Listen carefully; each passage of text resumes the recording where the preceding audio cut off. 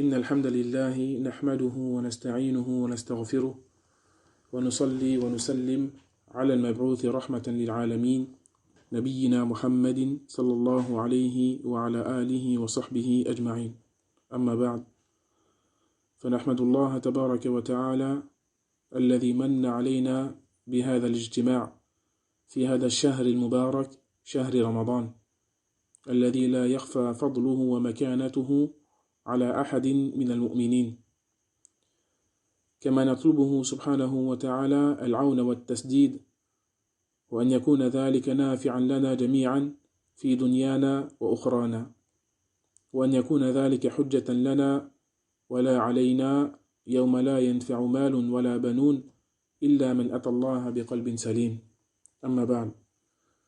Nous louons notre Seigneur Azza wa Jal quant aux bienfaits qu'il nous a accordés.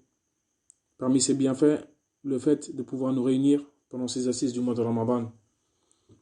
Ces assises à travers lesquelles nous allons étudier, tirer des enseignements de livres écrits par nos grands savants de l'islam, rahimahumullahu wa hafidhallahu al-ahya'a minhum.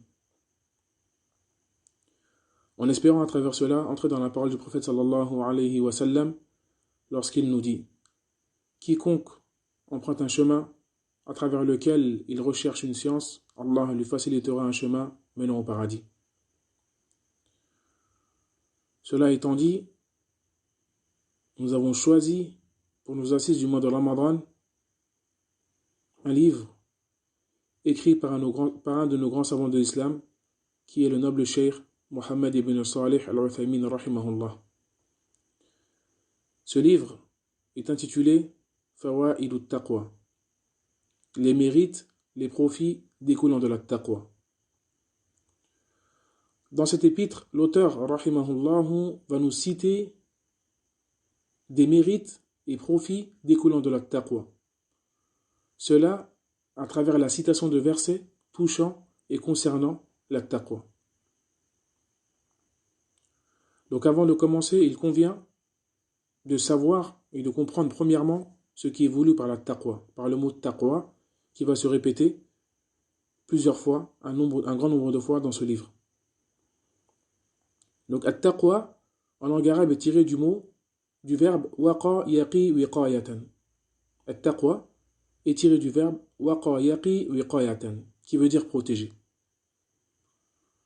Donc at-taqwa consiste en ce que le serviteur se protège, en ce qu'il mette une protection entre lui et le châtiment d'Allah subhanahu wa ta'ala. Cela en accomplissant ses ordres et en délaissant ses interdits. Talq ibn Habib rahimahullah, qui est un des tabi'in, la deuxième génération venue après le prophète sallallahu alayhi wa sallam, nous dit à ce sujet, comme définition de la taqwa. Il nous dit rahimahullah: at-taqwa an ta'mala bi ta'ati Allahi ala nurin min Allahi tarju thawab Allah wa an tatruka ma'siyat Allahi ala nurin min Allahi takhafu iqab Allah. Il nous dit rahimahullah, la taqwa est que tu œuvres dans l'obéissance à Allah en te basant sur une lumière émanant de lui, ce qui est voulu ici par la lumière et la science, en espérant la miséricorde d'Allah. Et que tu délaisses la désobéissance à Allah en te basant sur une lumière émanant de lui par peur de son châtiment. Donc, dans la définition donnée par Talq ibn Habib, nous tirons plusieurs points.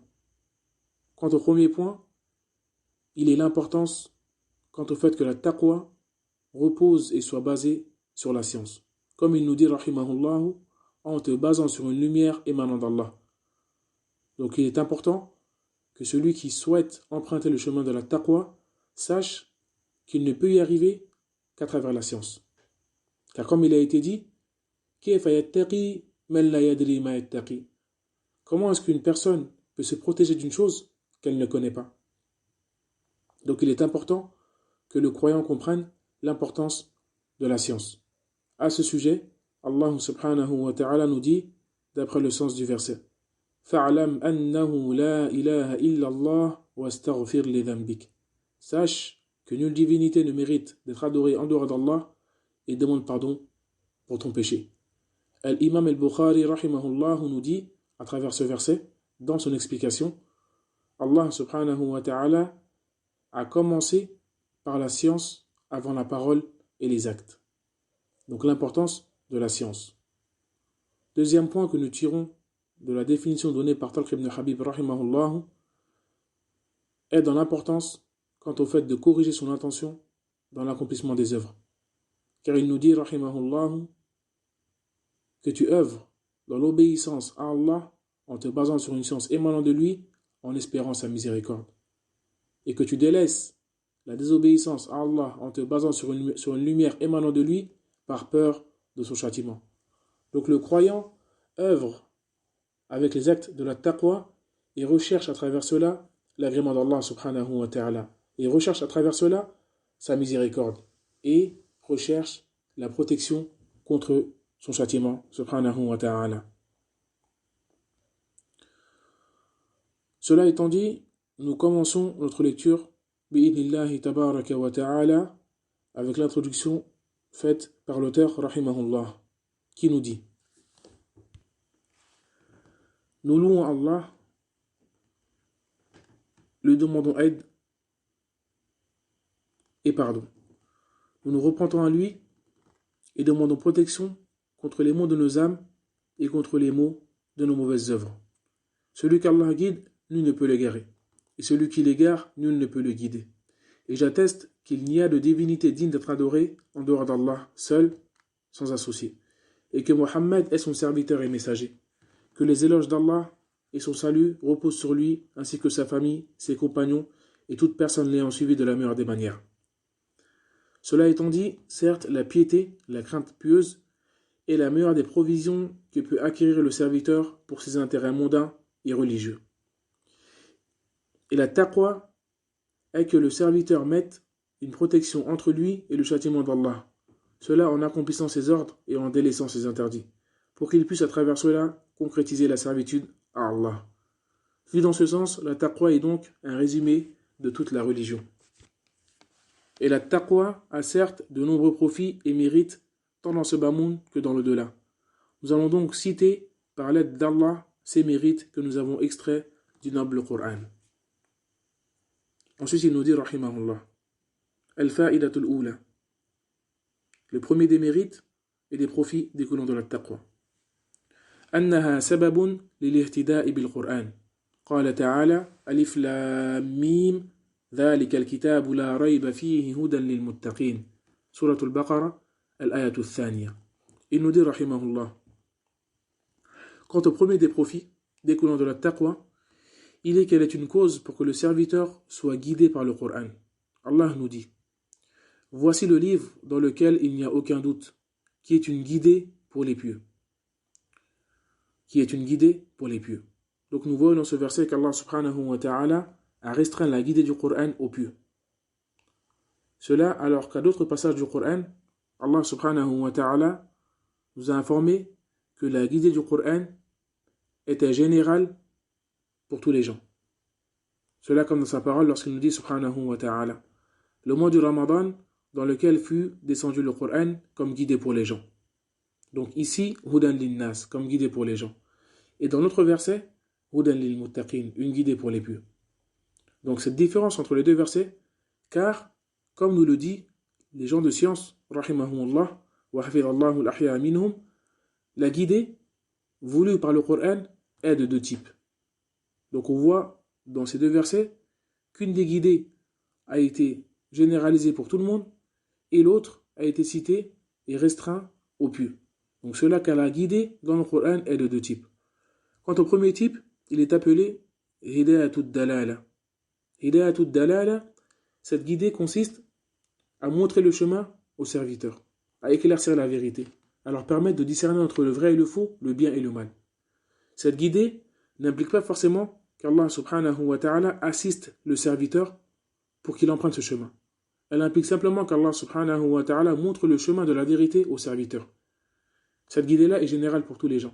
Et c'est celle qui est voulue par le verset où Allah subhanahu wa ta'ala nous informe que le Coran est une guidée pour les gens. Quant à la deuxième des guidées, elle est appelée Hidayatut Tawfiq. Cette guidée consiste, en plus de montrer la vérité aux serviteurs, elle implique qu'Allah subhanahu wa ta'ala l'assiste et lui permette d'emprunter ce chemin-là. Et cette guidée-là, c'est celle-ci qui est voulue par la parole d'Allah subhanahu wa ta'ala lorsqu'il nous dit, à propos du Coran, annahu hudan lil muttaqin, qu'il est une guidée pour les pieux. Donc les pieux ont droit à la guidée complète, celle qui implique la science et les œuvres. Donc Allah subhanahu wa ta'ala leur montre le chemin de la vérité, et en plus de cela, il les assiste pour leur permettre d'emprunter ce chemin. Cela selon leur degré de taqwa. Et cela car elles ont apporté la cause menant à cela, qui est, comme Allah nous l'a cité, at-taqwa. Donc le mérite du muttaqi ici est qu'Allah subhanahu wa ta'ala lui permette de tirer profit de la guidée du Coran. Alors que la première des guidées, hidayatul dalala, celle qui n'implique pas l'assistance d'Allah subhanahu wa ta'ala pour ouvrir avec le Coran, celle-ci, qui est générale pour tous les gens, alors si jamais elle n'est pas accompagnée de la deuxième des guidées, c'est-à-dire que si jamais le serviteur n'a pas en plus de cela hidayatul tawfiq, alors cela sera une preuve contre lui, yawm al-qiyamah. Car la vérité lui est parvenue, mais il n'a pas œuvré avec celle-ci. Cela, car Allah subhanahu wa ta'ala ne l'a pas assisté. Car il n'a pas apporté la cause permettant d'avoir l'assistance d'Allah subhanahu wa ta'ala, qui est la taqwa. Donc on voit à travers cela l'importance de la taqwa et l'importance que le serviteur doit œuvrer avec ce qu'il connaît. Doit accourir à faire partie des muttaqin pour avoir bi'idhnillahi tabaraka wa ta'ala cet immense mérite et profit qui est de tirer profit de la guidée du Coran. De plus, on voit dans ce verset qu'Allah subhanahu wa ta'ala a cité la guidée sans nous préciser vers quoi le serviteur sera guidé. C'est-à-dire qu'il n'a pas dit subhanahu wa ta'ala que le Coran est une guidée pour les pieux dans ce qui concerne les fondements de la religion, ou bien les branches de la religion, ou bien les comportements, ou bien les profits mondains, ou bien les profits religieux. Non. Mais Allah subhanahu wa ta'ala a laissé le verset dans un sens global, général. Cela a un but. Le but ici est que ce verset-là englobe tout ce qui a été cité, et plus encore. Donc que le verset reste général. Donc toutes les guidées à travers lesquelles le serviteur peut avoir un profit mondain ou religieux sont voulues par ce verset-là. C'est-à-dire qu'il aura une guidée vers ses intérêts religieux et mondains. Que ce soit des fondements de la religion, de la croyance, des actes, des comportements, des intérêts mondains, tout cela est englobé et cela est voulu par le verset. Alors que celui qui n'aura pas la taqwa sera privé de tirer profit de la guidée du Coran. Cela selon ce qu'il aura délaissé comme taqwa. Et à l'inverse, plus le serviteur aura accompli les actes de la taqwa, plus sa guidée sera générale et plus Allah subhanahu wa ta'ala lui augmentera son profit du Coran.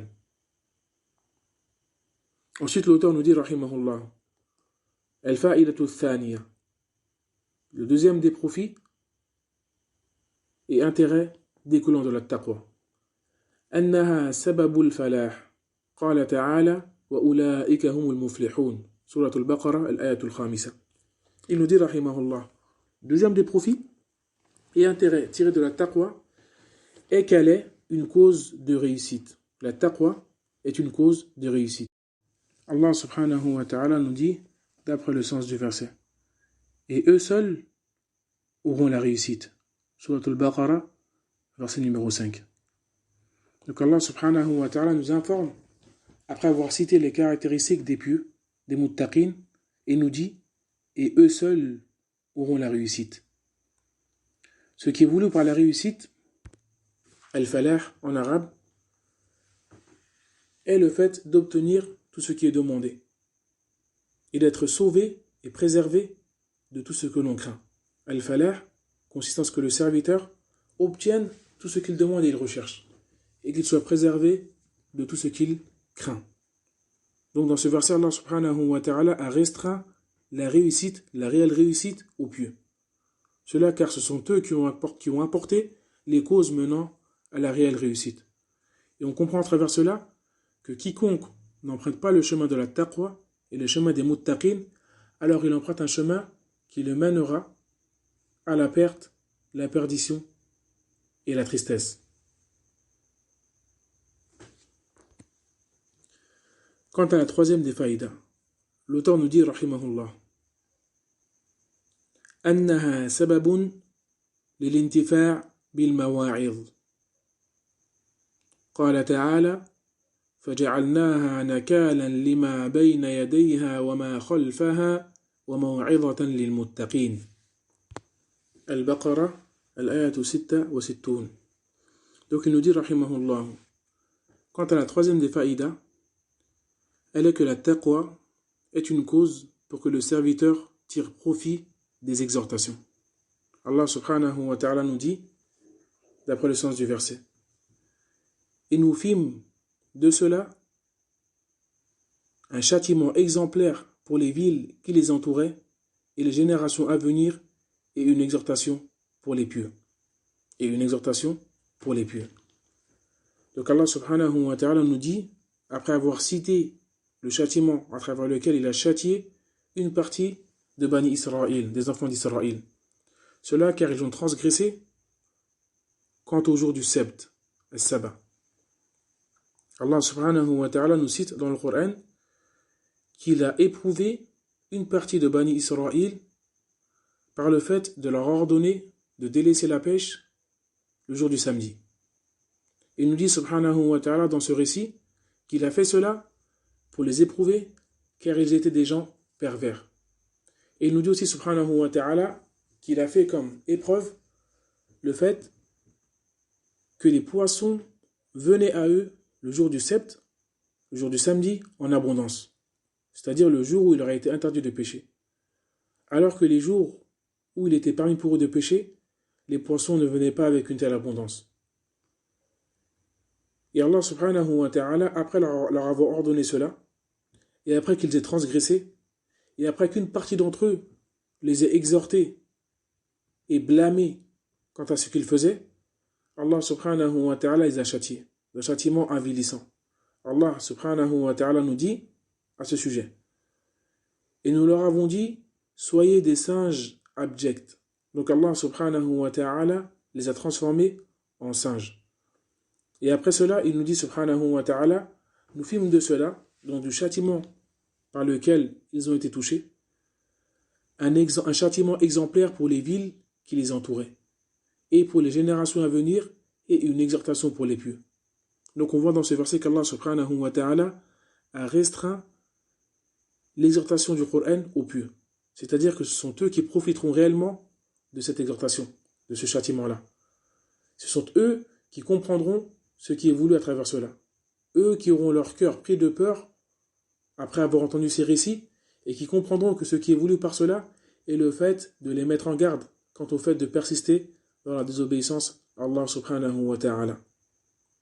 Et l'auteur nous dit, rahimahullahu, dans l'explication de ce verset, que cela vaut aussi pour ce qui peut avoir de nos jours comme signe d'Allah subhanahu wa ta'ala. À titre d'exemple, comme secousse, ou bien éruption volcanique, ou tremblement de terre, ou forte tempête, tout cela sont des signes d'Allah subhanahu wa ta'ala dont ne profitent que les pieux. C'est-à-dire que lorsqu'ils vont voir ces signes-là, ils vont les imputer à Allah subhanahu wa ta'ala et comprendre qu'Allah subhanahu wa ta'ala veut à travers cela les mettre en garde. À travers cela, leur montrer qu'il est dur en châtiment. À travers cela, les inciter à se repentir. Alors que ceux qui auront les cœurs endurcis ne profiteront pas de ces signes. Et bien au contraire, il nous dit, rahimahullah, que certains d'entre eux vont imputer ces actions-là à la nature, en oubliant que celui qui a décrété cela est Allah subhanahu wa ta'ala, et donc ils ne tireront pas profit de ces signes. Et certes, parmi les profits que nous avons dans ce récit, premièrement, l'importance d'ordonner le bien et d'interdire le blâmable. Car Allah subhanahu wa ta'ala, dans ce récit, nous informe par la suite qu'il a sauvé et préservé du châtiment ceux qui interdisaient le blâmable. C'est-à-dire que lorsque une partie des enfants d'Israël ont transgressé, ont accompli cette ruse, ils se sont divisés en 3 catégories. La première des catégories, premier des groupes, qui est la majorité, ceux qui ont transgressé. Contre le deuxième, ceux qui ont délaissé cet acte-là et ont détesté cela sans blâmer les transgresseurs de manière ouverte. Quant à la troisième des catégories, le troisième des groupes qui est le meilleur, ce sont ceux qu'Allah subhanahu wa ta'ala a cités dans le Coran. Il nous a informé qu'il les a sauvés du châtiment. Ce sont ceux qui ont blâmé ces gens-là de manière ouverte et qui leur ont interdit de faire cela. Et Allah subhanahu wa ta'ala les a cités en particulier pour nous montrer le rang qu'ils ont et l'importance de l'acte qu'ils ont accompli. Donc le fait de blâmer le mal et d'ordonner le convenable. Donc cela est une cause pour que la personne soit préservée du châtiment d'Allah subhanahu wa ta'ala. فنسأل الله تبارك وتعالى أن يمن علينا بأن نكون من المتقين من الذين يستمعون القول فيتبعون أحسنه وسبحانك اللهم وبحمدك وأشهد أن لا إله إلا أنت وأستغفرك وأتوب إليك